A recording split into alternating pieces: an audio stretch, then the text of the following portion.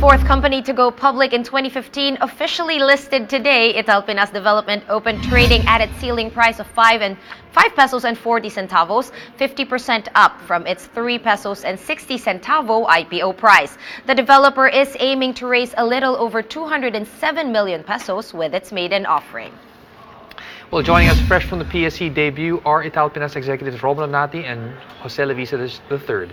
Jojo, Romolo, thanks for joining us. Good morning. Thank you. Now, your opening price is at 4 pesos and 20 cents, but you offered at 3.6, and I think this is in light of market conditions. In hindsight, are you wishing that you would have actually started at a higher debut price?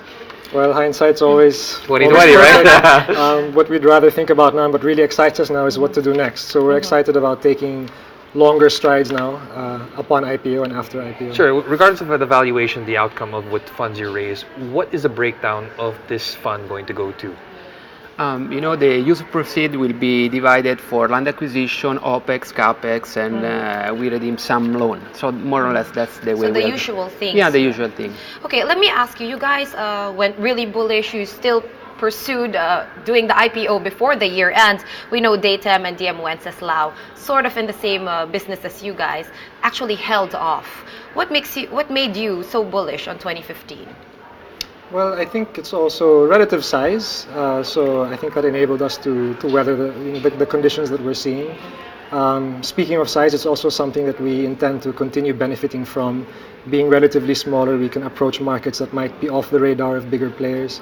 So we're nimble in that sense, and we intend to continue. So you think that your company size actually worked in your favor in spite of the unfavorable market conditions in around some you? ways.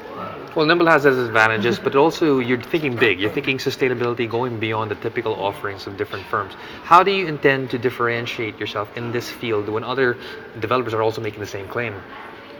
I would say first we are many interested in emerging cities in the Philippines. We go where no one has gone before, let's say. So we started in Cagayan de Oro 5 years ago, where Cagayan was not there were no condos there, and our condo now is fully sold out. So we developed 2 projects. So I would say this is one of the main things that differentiate ourselves from our competitors, and also because sustainability is really our paramount. We are a design-driven company interested again in developing eco-friendly building in. We don't like to call them secondary city because they are not anymore secondary. So in these are growth areas. Correct, in the growth areas. But sustainable development, this is really like a big catchphrase right now. I mean, in the APEC, it took center stage. Again, in Paris, it took center stage. You're not afraid of the competition. Once everyone jumps on the bandwagon, as Quintin was asking you earlier, what is your strategy for when that happens, if and when that happens? Well, the bandwagon, I mean, sustainable, green, these are words that get thrown around a little too much, I think. But I think the market's catching up in terms of insight, in terms of sophistication. So we want our buyers to ask us, what's so green about you? And the answer is inbuilt into our architecture, into Romolo's designs as the architect. So these are very elegant solutions, really, when you build them in. So the way that the building behaves and the way that the end user experiences living in that building is lighter, much more energy efficient, and in the end, that's sustainable. Okay, now Giorgio and Romolo, if you can talk about the segments that you're getting into. You mentioned BPO and tourism as well. How far and to what extent are you going to get into them past 2016? Okay, we started developing this mixed-use building, commercial, office, and residences, and we found out that there is a big demand, again, in these growing centers and alternative location in the Philippines for condo hotels, service apartment. So we are very bullish in this sector. We already having the pipeline projects that will fit this demand in the market.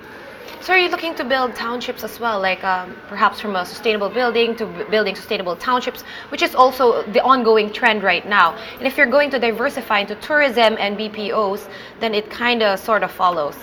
Yeah, but I would say that our model is really different because there is a stereotype, which is a wrong stereotype, which we are breaking, that green buildings are expensive buildings. What we are able to do, thanks to our, I would say, innovative kind of design, which we call performance-based design, to deliver accessible properties, but green.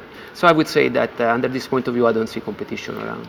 Well, Romolo and Giorgio, thank you so much for joining us. Thank and wish you you all the for best on inviting your us. launch. Thank you. Thank you. Thanks. Thanks and congratulations.